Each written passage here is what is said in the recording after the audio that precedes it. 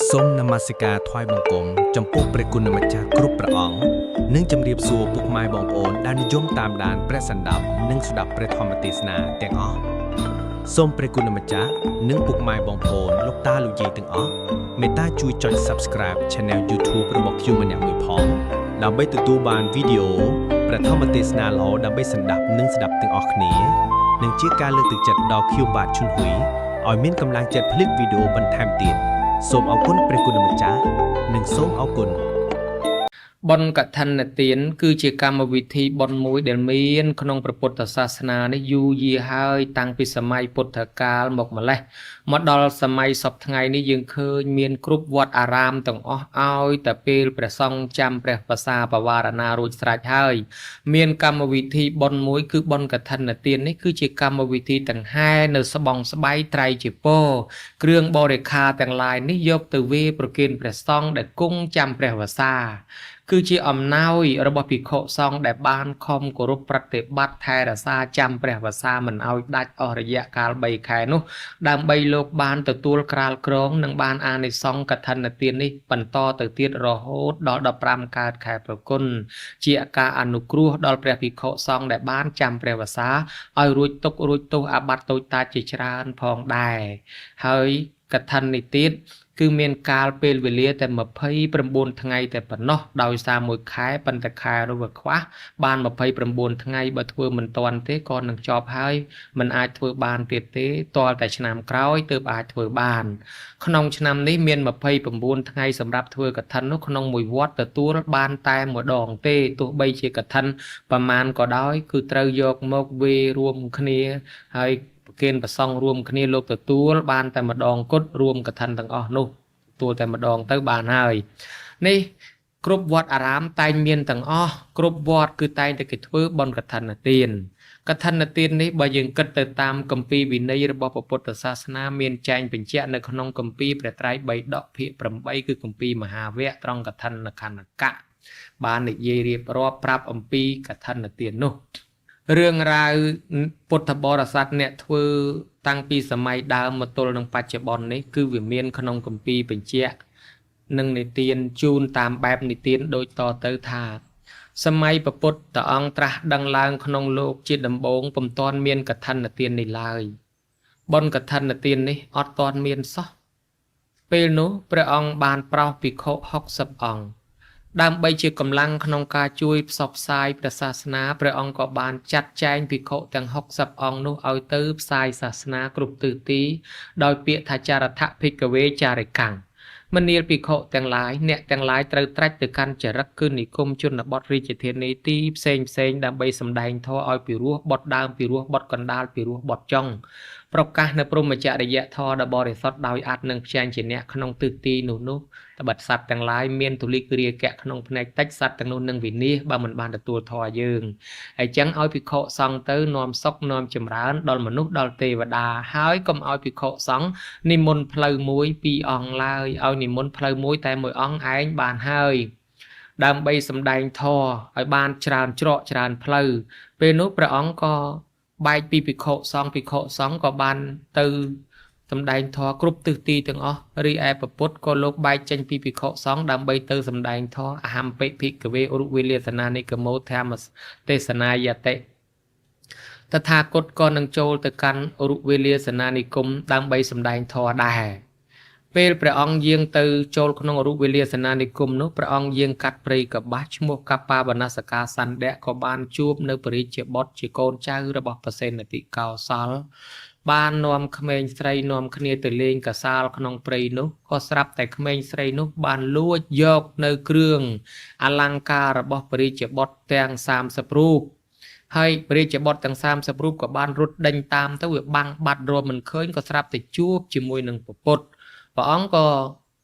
បានត្រូវអ្នកទាំងនោះសួរថាព្រះអង្គមានឃើញចៅរត់មកតាមនេះទេព្រះពុទ្ធថាអ្នកទាំងអស់គ្នានឹងកំពុងតែរកចៅឬវារកខ្លួនឯងហើយខ្លួនឯងមានបាត់ផងហើយមិនក៏ព្រះអង្គថារកខ្លួនឯងព្រះអង្គមានស្រីម្នាក់លួចគ្រឿងអលង្ការរត់មកតាមផ្លូវនេះព្រះអង្គមានឃើញទេព្រះពុទ្ធថាអ្នកទាំងអស់គ្នាកំពុងតែរកស្រីនោះឬក៏រកខ្លួនឯងសេចក្តីនេះហើយធ្វើឲ្យអ្នកទាំងនោះងឿងឆ្ងល់ ហើយក៏បានមានឱកាសនឹងសួរអាធរព្រះអង្គក៏បានបំភ្លឺប្រាប់ងាយស្រួលក្នុងការស្ដាប់មានការចាប់អារម្មណ៍សូមបញ្ជាក់បន្តិចញោមញាតិពុទ្ធបរិស័ទនៅត្រង់ចំណុចនេះគឺជាបច្ចេកទេសផ្ដល់ចំណេះដឹងផ្ដល់ព័ត៌មានពីមនុស្សម្នាក់ទៅមនុស្សម្នាក់តាមវិធីសាស្ត្រផ្សេងដែលព្រះពុទ្ធទ្រង់ញៀនដឹងមនុស្សខ្លះព្រះអង្គទូមានដោយសម្ដែងរិទ្ធមនុស្សខ្លះព្រះអង្គទូមានតាមនិស្ស័យចូលចិត្តមនុស្សខ្លះនិស្ស័យត្រូវបុគ្គលណាព្រះអង្គសម្ដែងរិទ្ធឬក៏ចាត់ចែងបុគ្គលនោះឲ្យទៅសម្ដែងតាមបែបនោះគឺជាបច្ចេកទេសមួយដ៏ឆ្លាតវៃបំផុតក្នុងការអប់រំតាក់ទាញមនុស្សគឺផ្ដល់ចំណេះដឹងពីមនុស្សម្នាក់ទៅមនុស្សម្នាក់ទៀតដោយយើងបានដឹងតាមរយៈថាមួយផ្ដល់ដោយភាសានិយាយមួយផ្ដល់ដោយភាសាសរសេរមួយផ្ដល់ដោយភាសាកាយវិការមួយផ្ដល់ដោយភាសាសញ្ញាទាំងអស់នេះហើយគឺជាការផ្ដល់ចំណេះដឹងហើយនឹងវិធីសាស្ត្រដទៃទៀតដែលជាពុទ្ធវិស័យអាត្មាមានការឧបមាបច្ចេកទេសរបស់ព្រះពុទ្ធឧបមាដូចជាកាលទ្រង់ប្រោសនៅអង្គលីមាលដេញកាប់ព្រះអង្គកាប់មិនត្រូវសោះក៏ស្រែកថាបសាមណៈគោដមឈប់ព្រះពុទ្ធថាតថាគតឈប់ហើយនៅតែអង្គលីមាលឯតាមិនតាន់ឈប់បើឈប់មិនក៏ចេះតែទៅដេញទៅថាសាមណៈឈប់ថាតថាគតឈប់ហើយនៅតែអង្គលីមាលថាមិនតាន់ឈប់ហើយបើឈប់មិនក៏ចេះតែនៅទៅមក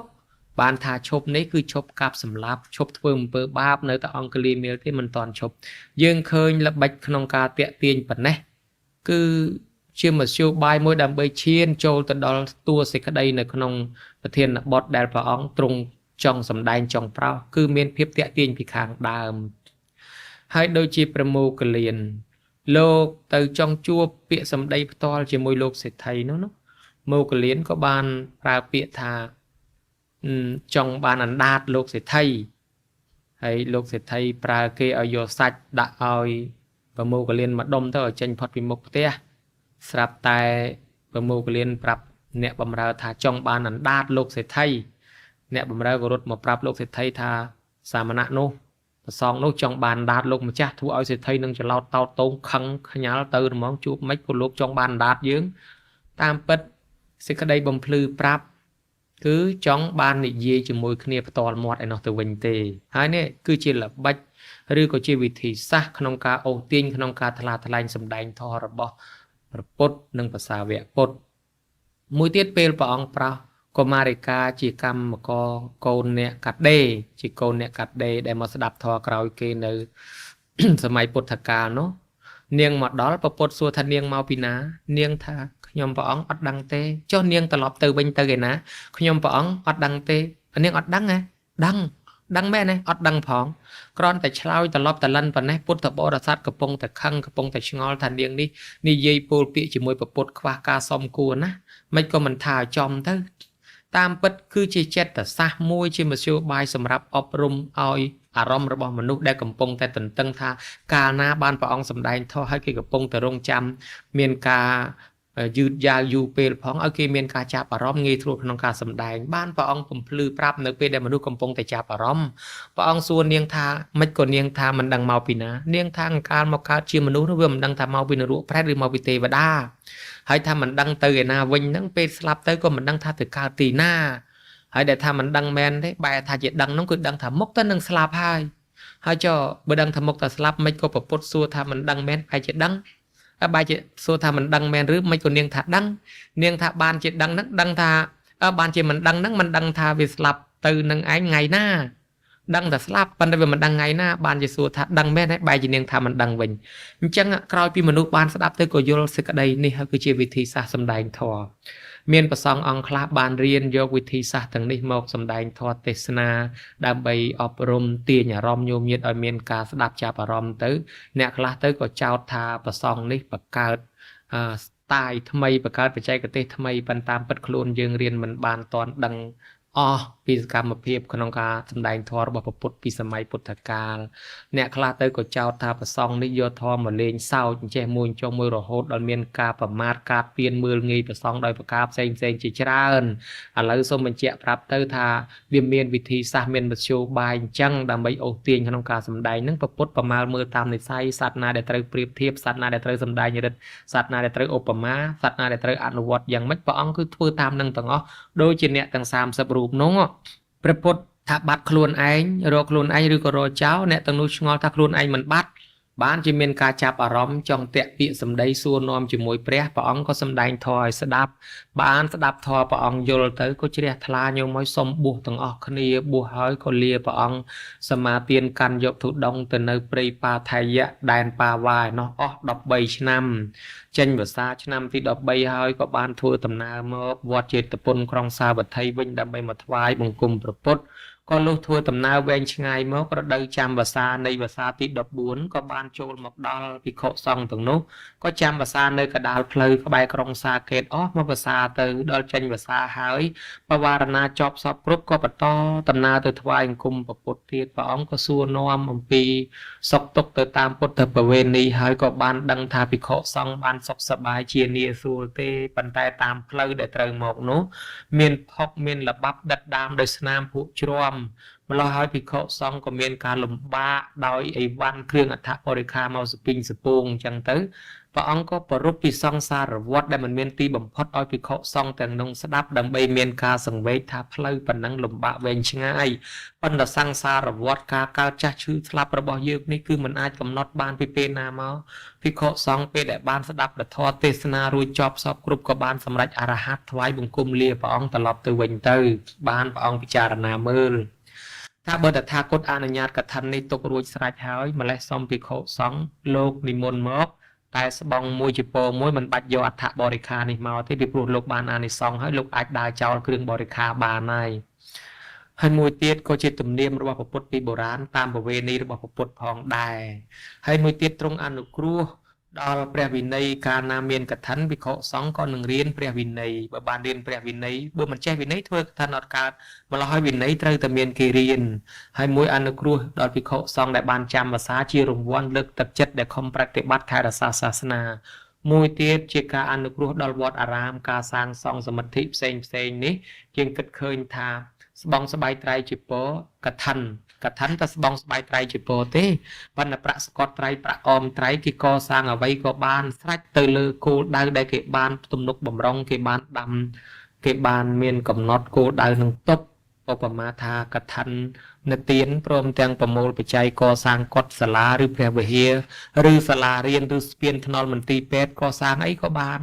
ទំនប់ទឹកក្តីស្ពានថ្នល់ក្តីឲ្យតែយើងមានទិសដៅកំណត់ទុកយើងអាចយកទៅធ្វើអីក៏បានដែរដូច្នេះកម្លាំងដែលធ្វើម្នាក់ឯងមានការលំបាកហើយកម្លាំងខ្លាំងគឺសាមគ្គីគ្នាហើយបើសាមគ្គីទៅដើររែងអង្គាសគេក៏វាមិនងាយបានប៉ុន្តែតាមរយៈជ្រះថ្លាធ្វើបុណ្យកឋិននេះ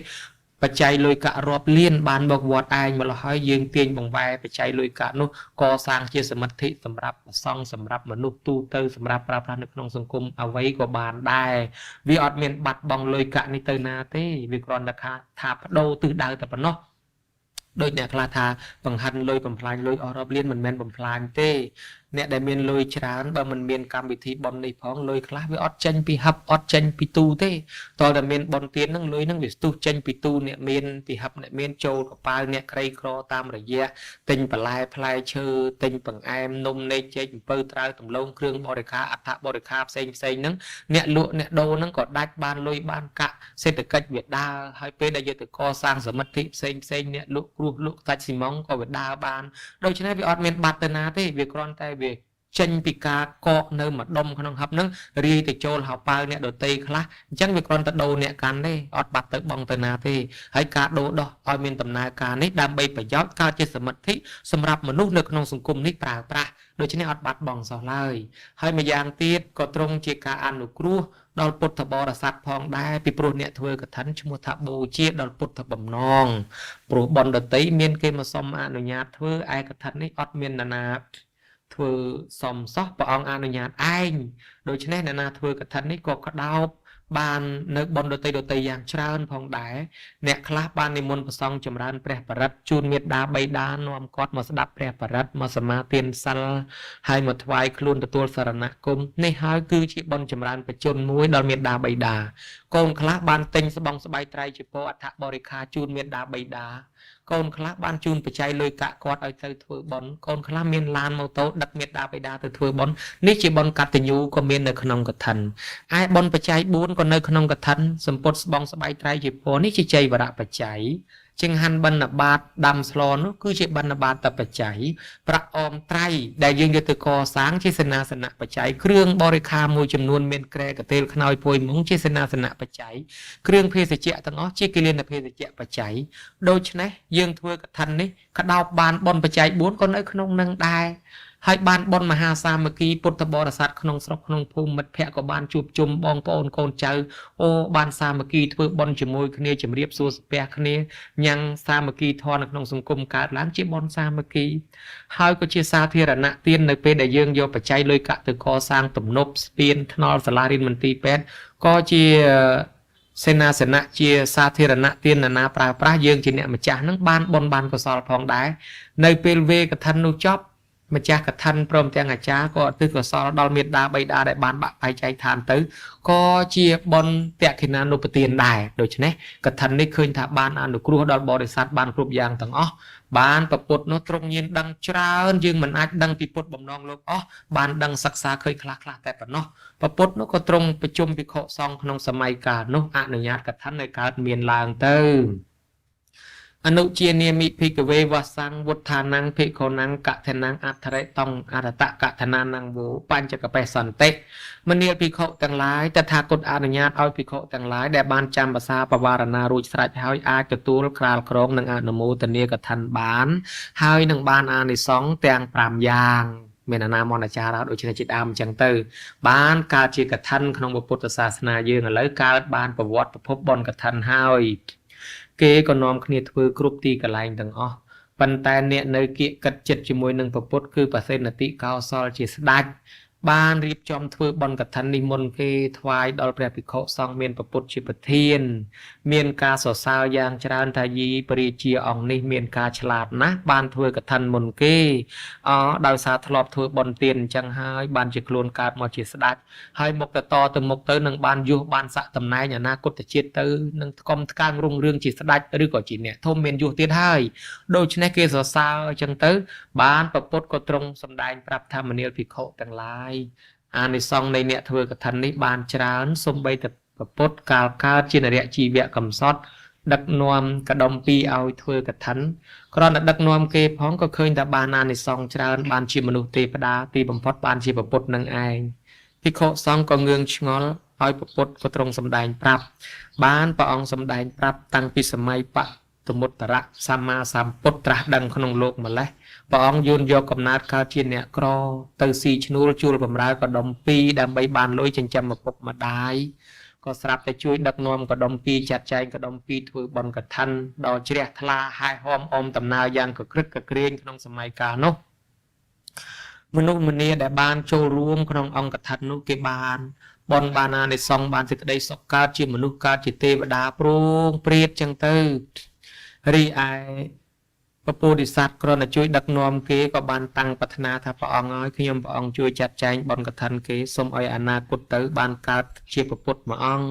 ពពុទ្ធក៏ព្យាករថានឹងបានសម្រេចដោយសេចក្តីប្រាថ្នាម្ចាស់កឋិនក៏បានចូលទៅទូលសួរពពុទ្ធថាតើអានិសង្ឃកឋិននេះបានយ៉ាងណាព្រះពុទ្ធបតមុត្តរៈក៏សម្ដែងថាយេជានីសុខមិច្ឆន្តាតថ្វានកថេនជ័យវរង្តេបិទុក្ខាបមុញ្ចន្តុដូច្នេះជាដើមថាអ្នកដែលមានសេចក្តីជ្រះថ្លាបរិច្ចាគច្រាក់ចាយចំណាយដើមទុនធ្វើជាកឋិនទាននេះនឹងបានអានិសង្ឃច្រើនគឺបិទផ្លូវអបាយភូមិនរកប្រែតដេរិឆានអសូរកាយអបាយ4នេះមិនឲ្យទៅកើតទេឲ្យកើតក្នុងឋានសួគ៌ទេវលោកអស់កាលយូរដល់ចុះពីឋានសួគ៌មកកើតជាមនុស្សរមែងមានយុះមានស័កបានកើតជាស្ដេចចក្រពតមានយុះស័កតំណែងគេបិទតកូលថោកទៀតមិនឲ្យកើតឡើយគេឲ្យកើតតែតកូល2គឺតកូលស្ដេចឬតកូលអ្នកធំតកូលអ្នកប្រាជ្ញតកូលព្រាហ្មណ៍ឬតកូលអ្នកប្រាជ្ញបានតែតកូល2នេះហើយនឹងបានសុខចម្រុងចម្រើនមានកូនចៅក៏កូនល្អមានទ្រព្យសម្បត្តិក៏មិនងាយបំផ្លិចបំផ្លាញដោយចោលលួចទឹកលិចភ្លើងឆេះមិនងាយស្លាប់ដោយគ្រោះថ្នាក់ពលថ្នាំឬក៏គ្រឿងសត្រាផ្សេងនឹងបានជាម្ចាស់គ្រប់គ្រងលើទ្រព្យសម្បត្តិទាំងអស់សពបែបយ៉ាងហើយបានសេចក្តីសុខចម្រុងចម្រើនអស់កាលដ៏យូរអ្នកម្ចាស់កឋិនមានសេចក្តីត្រេកអរជ្រះថ្លារីករាយណាស់សាធវោអស់លោកអ្នកសាធុសពបរោះប្រុសស្រីទាំងឡាយអានិសង្ឃប៉ុណ្ណេះពពុទ្ធបានព្យាករប្រពុតក៏បានសម្ដែងពធទេសនាចប់ក៏ទ្រង់បានធ្វើជាសជាតិបញ្ជាក់ប្រាប់ ហើយនឹងរៀបរាប់ផលពីអានិសង្សនេះចប់ការដឹកនាំគេធ្វើកថានឹងហើយបានកើតជាមនុស្សទេវតាបានកើតជាទេវបុត្រទីបំផុតបានជាពុទ្ធនឹងឯងនឹងជាអ្នកដឹកនាំគេឯម្ចាស់កថានោះក៏បានកើតជាទេវបុត្រឯភ្ញៀវដែលបានចូលរួមទាំងអស់ក៏បានកើតជាមនុស្សទេវតាបានសុខសប្បាយយ៉ាងប្រងព្រាតមានមិត្តភ័ក្តិគាត់ម្នាក់មិនមានលុយមិនមានកាក់សោះគ្រាន់តែចូលដោយសេចក្តីជ្រះថ្លាត្រេកអរអនុមោទនាក៏បានកើតមកជាបនិច្ចជាអ្នកជំនួញជាមនុស្សនឹងរត់ទទួលទានមានរហូតដល់ឡើងឋានៈជាមហាសេដ្ឋីដោយសារបុណ្យកឋិនព្រមទាំងទេវតាដែលធ្លាប់ធ្វើកឋិនជាមួយគ្នាចេះតែថែរក្សាការពារគាត់តែដឹងប្រពន្ធបានស្អាតបានទ្រព្យសម្បត្តិច្រើនប៉ុន្តែមានអ្នកដែលគេចំណែនឈ្នានេះគាត់ទៅបៀតបៀនរົບគួនបំបែកបំបាក់គាត់ទីបំផុតអ្នកដែលឈ្នានេះទាំងនោះក៏នឹងបានកំណើតទៅជាស្វាអស់ទៅហើយគាត់ក៏នឹងបានសុខសប្បាយដោយសារអនុមោទនាកឋិនមានមិត្តភ័ក្តិគាត់3នាក់ទៀតដែលមិនជ្រះថ្លាក្នុងកឋិននេះហើយក៏បានពោលពាក្យរិះគន់ចម្រងចម្រាស់ជំទាស់នឹងកឋិននោះក៏មិនបានកើតជាមនុស្សទេវតាអីស្លាប់ទៅវាអស់បុណ្យទៅក៏ទៅកើតអ្នកដែលធ្វើអទេសទៅកើតជាសត្វខ្លាទៅអ្នកដែលមិនជ្រះថ្លាមួយហ្នឹងអ្នកប្រមាញ់មួយនោះដែលរិះគន់បុណ្យគាត់មិនជ្រះថ្លាក៏ទៅកើតជាសត្វតសេះទៅនៅក្នុងព្រៃទៅរីឯអ្នកនេសាទមួយដែលមិនជ្រះថ្លាដែរក៏ទៅកើតជាខ្មោចព្រាយទៅនេះហើយគេកើតជាមនុស្សទេវតាលន់ឯងមិនបានមកជាមនុស្សមិនបានមកជាទេវតា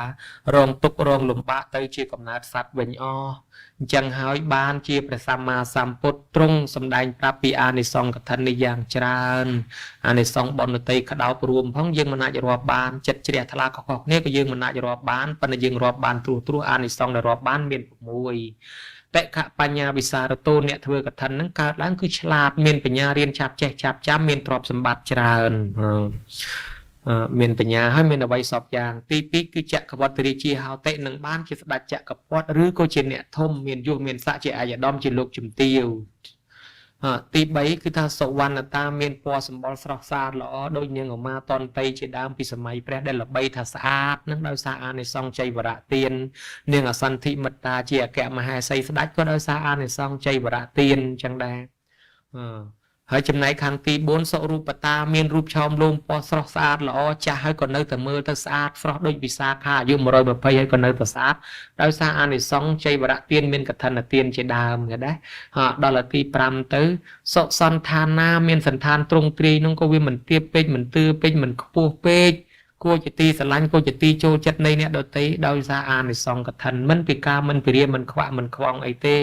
ហើយកឋិននេះក៏មិនមែនប្រកាន់ថាអាយុក្មេងធ្វើឆាប់ស្លាប់អីអត់ទេគឺជាពាក្យចចាមរាមក្រៅកពីក្រៅពុទ្ធសាសនាគ្មានក្នុងកពីដីកាទេវិសាខាធ្វើបុណ្យតាំងពីក្មេងអាយុ120នោះគ្មានក្មេងណាធ្វើកឋិនអាយុខ្លីអីទេ